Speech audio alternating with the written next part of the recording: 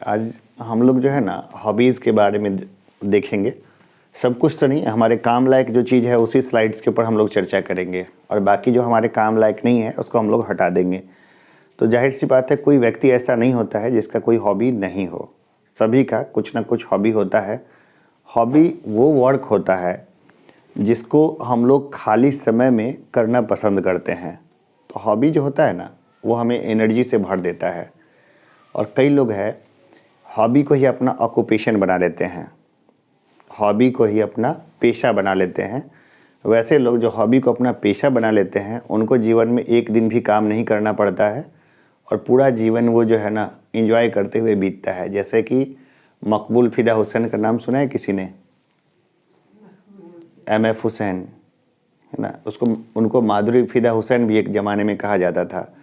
MF Hussain है ना, world के टॉप पेंटर्स में से हैं।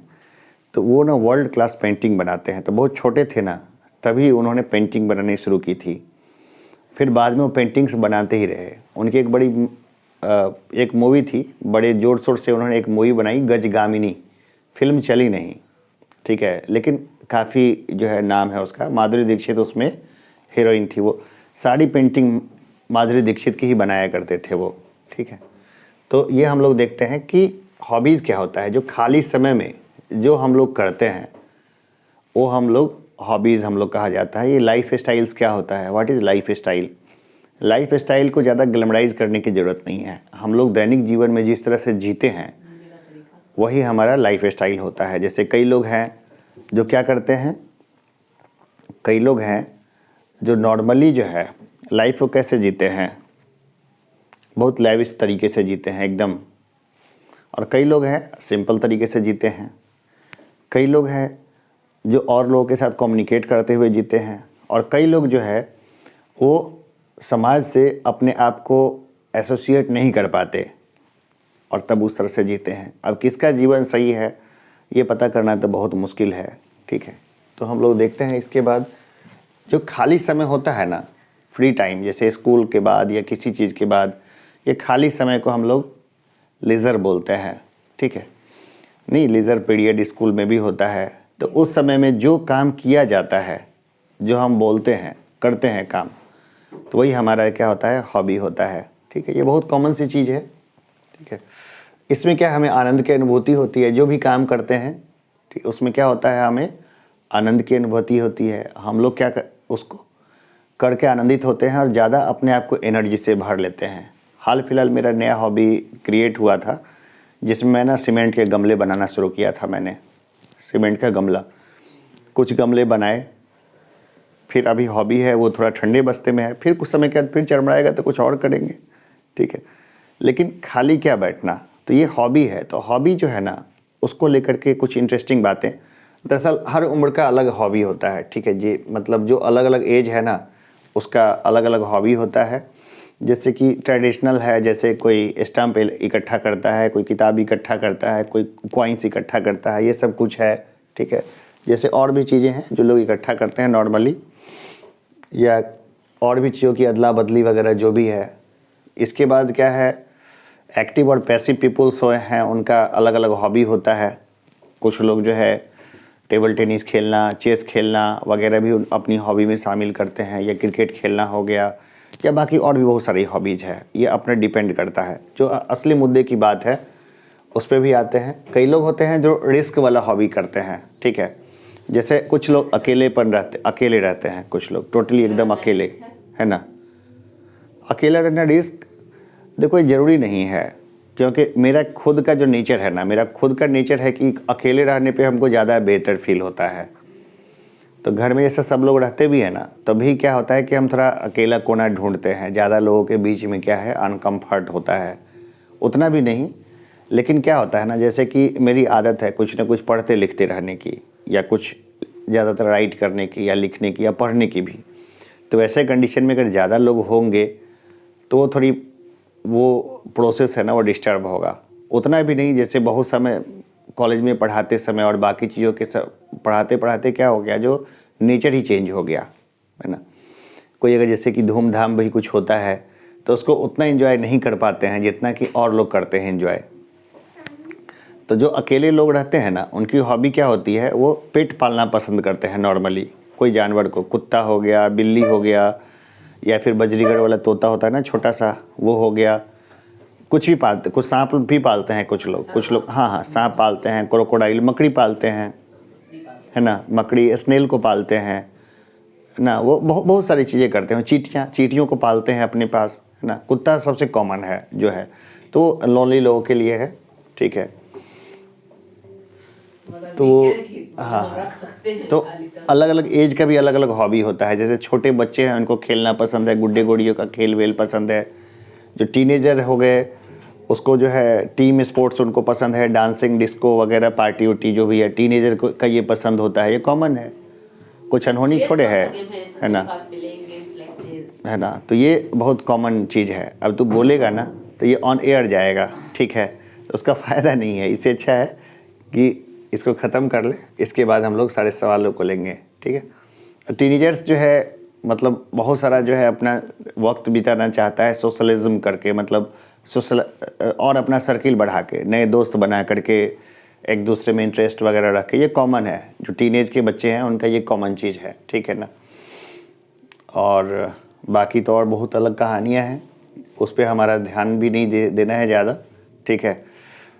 उसी तरह बूढ़े लोगों की अलग अलग हॉबी होती है, बच्चों की अलग हॉबी होती है, एडल्ट्स की अलग हॉबी होती है, ठीक है। ये कुछ कॉमन हॉबीज़ है, ठीक है। राफ्टिंग हो गया, प्लेइंग टीम स्पोर्ट्स हो गया, स्कूबा डाइविंग, गहरे पानी में गोताखोरी, वुड वर्किंग, कुछ लोग लकड़ी का काम करना, है ना।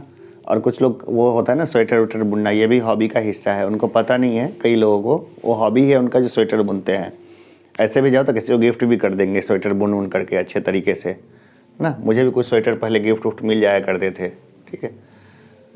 अब जो बूढ़े लोग हैं, ठीक है, उनका अलग है, मतलब शौक, वो लंबा वाला शौक नहीं पालते, वो उनका सिंपल अपना होता है, तो हॉबीज़ है। जैसे ये रहे कुछ पेट्स है, इनको पाल वाल करके भी लोग हॉबीज़ अपना पूरा करते हैं। सबको पालते हैं लोग, है ना। इसको भी, इसको सबको पालते हैं, ठीक है, ठीक है। तो ये देखो, कुछ लोग होते हैं ना जो अपने घर को सजाना उनका हॉबी होता है, घर को अरेंज करना, घर को सजाना, ये भी उनका हॉबी का पार्ट होता है। गार्डनिंग भी हॉबी का पार्ट है। गार्डनिंग यानी कि क्या हो गया, वो जो बगीचा को करना, है ना। क्रिएटिव हॉबीज़ होता है बहुत तरह का, डांसिंग हो गया, ग्रुप्स बनाना, कल्चर, एजुकेशन, लाइफ स्टाइल से संबंधित हो गया। कुछ डेंजरस हॉबीज़ के लोग पसंद होता है इनको, है ना। जैसे कि आइस पे फिसलना, हिल स्कीइंग, बेस जंपिंग, ऊपर आसमान, मतलब गगनचुंबी इमारत पे पहुंच गए और वहाँ इमारत से छलांग लगा दिए, ठीक है। इसके अलावा बिग वेव सर्फिंग भी है, ठीक है। इसके बाद है डीप सी केव डाइविंग। सी के अंदर में क्या होता है, केव होता है ना। तो उसके भीतर में क्या होता है ना, लोग घुसते हैं, कई बार फंस भी जाते हैं। इन सब को लेकर के ना दुनिया में बहुत सारी मूवीज़ बनी है, हॉलीवुड ने खूब मूवीज़ बनाई है, बहुत इंटरेस्टिंग मूवीज़। तो हम लोग उसको देखते भी हैं। कई सारी जो अब तो OTT है, ओवर द टॉप प्लेटफॉर्म है, जिसके ऊपर में कई सारा चीज़ है, अवेलेबल है। इसके हाई अल्टीट्यूड क्लाइंबिंग भी होता है, बहुत ऊंचाई पे चीज़ है, उस पर लोग वो चढ़ते हैं। Reading as a pastime activity, ठीक है। तो रीडिंग वगैरह भी क्या है, उनका हॉबी का पार्ट होता है, ठीक है। यहाँ तो हम लोग देख लिया, हम लोग तो बहुत सारे लोग पढ़ते हैं। इसका एडवांटेज भी है, जो भी एडवांटेज है, बुक रीडिंग वगैरह हम लोग देख रहे हैं, ठीक है। तो ये जो है क्वेश्चंस को लेने की ज़रूरत नहीं है हमें, ठीक है ना। हम लोग अब यहाँ पे जो बेसिक मैं समझाना चाह रहा हूँ कि दो तरीके से मैं बताना चाहूँगा, ठीक है ना। दो तरीके से मैं बताना चाहूँगा। सबसे पहले ये है कि हमारा जो भी हॉबी है वो हमें एनर्जी से भर देता है। तो कोई एक या दो हॉबी हमें मालूम होना चाहिए कि ये हमारी हॉबीज़ है, और उसके लिए कभी भी खाली समय निकालना चाहिए अपने व्यस्त दिनचर्या में से। ज़रूरी नहीं है कि हमेशा पढ़ाई ही करते रहें एज ए स्टूडेंट, या और भी कुछ करते रहें। हम जो पढ़ते हैं ना, तो पढ़ते हैं तो हमें जो एक स्वाभाविक जो स्ट्रेस बनता है, जब हम अपने हॉबी को टाइम देते हैं तो वो क्या, स्ट्रेस क्या हमारा रिलीज होता है। हमेशा हमारा स्ट्रेस क्या है, वो रिलीज होता है। सबसे बड़ा स्ट्रेस जो रिलीज होता है ना, वो होता है निस्वार्थ सेवा करने से। अगर हम किसी व्यक्ति की स्वार्थ के साथ सेवा करते हैं ना, तो फिर हमारा अपना खुद का नुकसान है। अगर हम लोग निस्वार्थ बिना किसी स्वार्थ के किसी की मदद करते हैं जिसमें हमारा किसी किस्म का कोई बेनिफिट ही नहीं है, वैसे कंडीशन में हमें जो प्राप्त होता है वो होता है एकदम असीम सा शांति, सुकून लाइफ में। देखो, जो भी सिविल सर्विस एस्पिरेंट होते हैं या कोई और भी, उन सब लोगों को, हर एक लोगों को अपने हॉबीज़ के ऊपर में ज़रूर कंसंट्रेट होना चाहिए कि हमारी हॉबीज़ क्या है। क्योंकि जब कभी भी किसी के पास बैठोगे, कोई भी व्यक्ति है, तो मैंने क्या बताया, सॉफ्ट स्किल्स हमारा 85% रोल प्ले करता है। तो ज़रूर है जो बातचीत वहीं से शुरू होगी, हॉबीज़ के ऊपर में। अब ये बता दिया किसी को कि हमारी इंटरव्यू में भी अगर ये बता दिया, पूछेंगे आगे बढ़ के आपकी हॉबीज़ क्या है, या फिर कोई कल्चरल कोई एक्टिविटी है वहाँ पर, अगर वहाँ पर ये बता दिया कि मेरी हॉबी है क्रिकेट, तो क्रिकेट के फादर कौन है, उस स्वाभाविक सा उसका इच्छा हो जाएगा। जैसे मैं प्रश्न पूछ रहा था, तो ऐसा नहीं था कि मैं प्रश्न पूछ रहा था इसलिए, मेरी स्वाभाविक सी इच्छा हो रही थी कि आखिर ये जो इसको क्रिकेट हॉबी है, तो इसने क्या क्या चीज़ जाना हुआ है इसमें, ठीक है। या जैसे इसने बताया कि भावना ने कि मेरा हॉबी है बुक रीडिंग, तो बुक रीडिंग है, तो मैं जानना चाह रहा था कि इसने कौन कौन सी किताबें अभी पढ़ ली इसी एज तक, क्योंकि मेरा भी जो हॉबी है वो बुक रीडिंग ही है, ठीक है। और किताबों से मुझे बहुत गहरा लगाव है, आज से नहीं, बहुत पुराने समय से, क्योंकि मैं उस टाइम का व्यक्ति हूँ जिस टाइम में मेरा टीनेज उस समय गुजरा जिस समय हमारे हाथ में मोबाइल नहीं था। हाथ में मोबाइल नहीं रहने से हमारे पास जो समय था उसको निकालने का सबसे जो बेहतरीन हमारे पास जो तरीका था वो क्या था कि हम उसको ज़्यादा से ज़्यादा वक्त उसको अपने कुछ पढ़ के बिताएं। तो जो भी नॉवेल सामने में आया सब हमने उस समय खींच दिया। 10th के अंदर में ही मैंने गोदान ख़त्म कर दिया। गोदान के बाद जितनी किताबें जैसे कि हमारे फादर रखे हुए थे, मैंने सारी किताबें पढ़ी, और उस समय की कई सारी किताबें हमारे पास अभी भी मौजूद है, जिसमें कि रामचरितमानस को भी खींच दिया, महाभारता टेल्स उसको भी खींचा, जितनी किताबें मिली। और बहुत अर्ली एज में, मतलब मुझे लगता है 3 और 4 में ही था मैं, जब मुझे आदत हो गई थी पेपर पढ़ने की, पेपर रीड करने की। तो हिंदुस्तान पेपर है जिसमें गौरीशंकर राजहंस का एडिटोरियल आता था, बहुत अच्छा एडिटोरियल आता था। अब इस एज में मैं कंपेयर करता हूँ कि गौरीशंकर राजहंस का जो है फॉरेन पॉलिसी के ऊपर में अच्छा आर्टिकल आता था, या फिर श्री राजा मोहन का आता है। तो गौरीशंकर राजहंस जो थे ना, वो बिहार में शायद मधुबनी वगैरह के रहे होंगे, तो कई जगह एम्बेसडर ऑफ इंडिया रहे थे, तो उनको काफ़ी बहुत डीप नॉलेज था। अपने मुझे नहीं पता, शायद गुजर गए या शायद हैं, ठीक है। उसी तरह जो है जो बाकी लोग हैं, ठीक है ना, वो श्री राजा मोहन है, उनका आर्टिकल हमेशा द हिंदू में छपता है, तो बहुत अच्छा आर्टिकल होता है, बहुत बढ़िया एकदम। मतलब वो क्या है ना कि जो पढ़ते हैं ना लोग, महंगा नशा है एकदम, जो एकदम कूल कर देता है।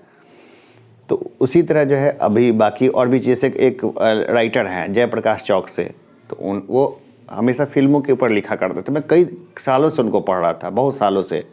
उनकी एक दिन डेथ हो गई।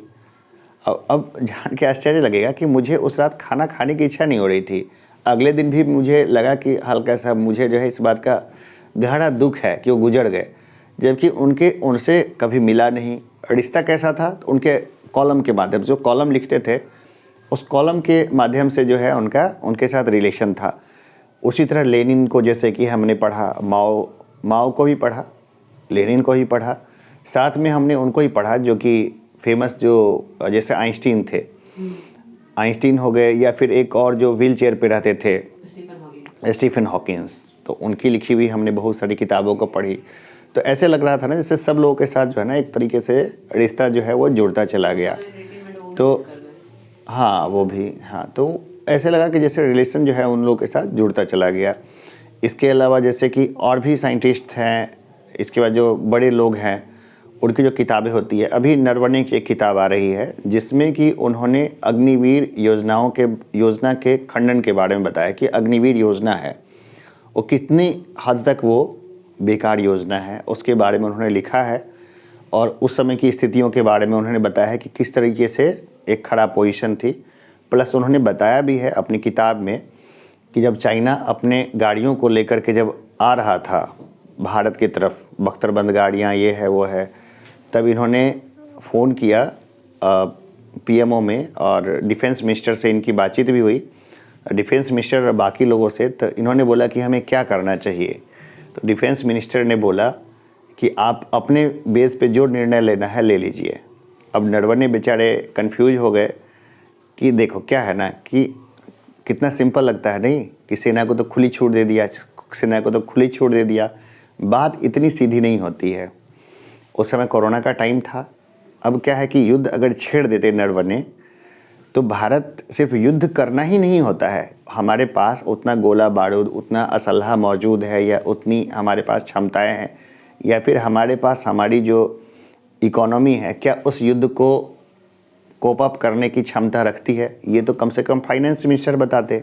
ठीक है, डिफेंस मिनिस्टर जो है उनका काम सिर्फ डिफेंस मिनिस्ट्री का देखना नहीं होता है, और डिफेंस मिनिस्ट्री जो है वो कोऑर्डिनेशन में होती है किसके साथ, फॉरेन मिनिस्ट्री के साथ, जो देखती है कि युद्ध की स्थिति में कौन कौन से देश हैं जो भारत को सपोर्ट करेंगे। एक डिप्लोमेसी का वहाँ पे एंगल आता है कि वो बताएंगे कि ठीक है अमेरिका हो गया, यूरोपियन कंट्रीज हो गई या बाकी देश हैं वो भारत को हथियारों की सप्लाई करेंगे। अगर युद्ध भड़क, एक गोली चलती तो युद्ध भड़क जाता। तो ये कहना है कि डिफेंस मिनिस्टर का कि सेना अपने अनुसार से जो निर्णय लेना है ले ले, ये अपने आप में सबसे बेकार डिप्लोमेसी है भारत की। तो ये हम लोग अभी देखते हैं। तो ये सब पढ़ने लिखने से ही समझ में आता है जो डीप से। और हमारी सबसे ख़राब स्थिति क्या है कि हमारे यहाँ हर कोई जानकारी का जो है ना ढिंढोरा लेके घूमता है, लेकिन नॉलेज के अभाव में, ठीक है, लेकिन बाहर के लोगों को बड़ा डीप नॉलेज होता है। जो मैंने बात बताई मैं इसको अलग से भी फिर उसको डिटेल से भी बताऊंगा क्योंकि अच्छा मतलब पार्ट है वो। जो आईएएस लेवल को जो जानकारी है उससे थोड़ा ही कम जानकारी आम लोगों को भी होनी चाहिए, लेकिन आईएएस को अगर 100 जानकारी है तो आम लोगों को 0.1 में जानकारी है, वो एक समस्या की वाली बात है। तो इसलिए डीएम साहब लोगों से घुल मिल नहीं पाते हैं, यहाँ पे उनके दोस्त ही नहीं बनते डिस्ट्रिक्ट में। ठीक है, वो अलग इशूज़ है, अलग का, उसके ऊपर हम लोग जाएंगे भी नहीं। हम लोग हॉबी पे थे, तो हॉबी जो है ना हर एक व्यक्ति को होना चाहिए, और हॉबी के ऊपर में इतनी नॉलेज होनी चाहिए जिससे कि सामने वाला जो है ना जब पूछे कोई तब बता दे। अब मैं कुछ बताता हूँ, कुछ हॉबी। एक आईएएस अधिकारी हैं, तो उन्होंने प्री लिखा, ठीक है, मेंस लिखा, मेंस में ये सेलेक्ट हो गए। उम्मीद नहीं थी इनकी कि सिलेक्ट हो जाएंगे, अब सेलेक्ट हो गए। बोले कि मेरा फाइनली में तो होगा नहीं फाइनल सिलेक्शन।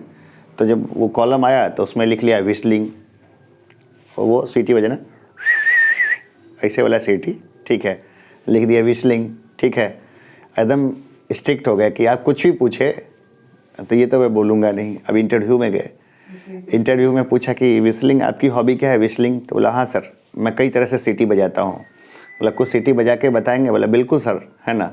2 तरह की सीटी बजाई। तो बोले बस बस बस। आप कोई विसिल ब्लोअर का नाम जानते हैं? विसिल ब्लोअर समझ तो किसको होता, किसको बोलते हैं? नहीं नहीं, विसिल ब्लोअर वो होता है जो अब जिस संस्थान में होता है उस संस्थान में अगर कुछ भी गलत हो रहा है उसके अगेंस्ट में वो आवाज़ उठाता है, उसको विसिल ब्लोअर बोलते हैं।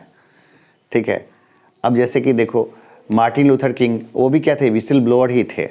भाई धर्म में समस्या थी, उसी धर्म के थे वो, उन्होंने धर्म के अगेंस्ट में आवाज़ उठाई।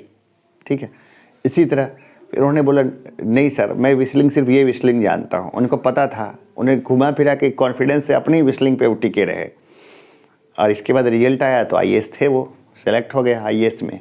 ठीक है, तो बहुत अनहोनी नहीं है। कई लोगों को लगता है, देखो उसके पीछे एक काम करता है, कुछ क्या लॉजिक काम करता है कि उन्होंने जो मतलब क्या है कि एकदम सफ गोई वाला व्यक्ति होना चाहिए। नहीं आता तो नहीं आता, आता है तो आता है, तो नहीं आता है तो सीख लेंगे वाला भावना जरूर होना चाहिए।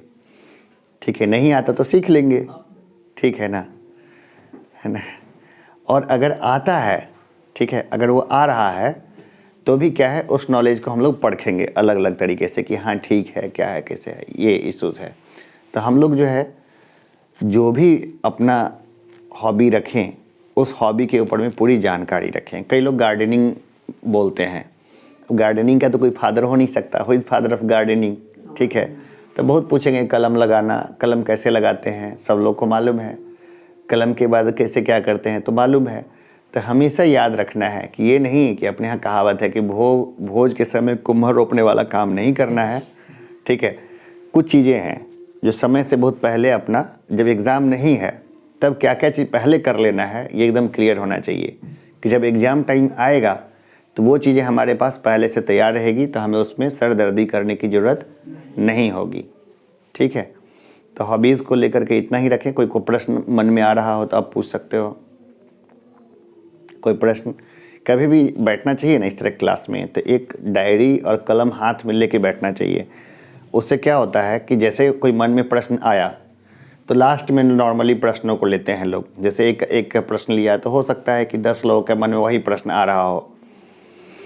एक ने पूछा, प्रश्न बताया, तो बाकी हाथ अपने आप नीचे चले जाते हैं। फिर दूसरे का बताया, तो ये होता है।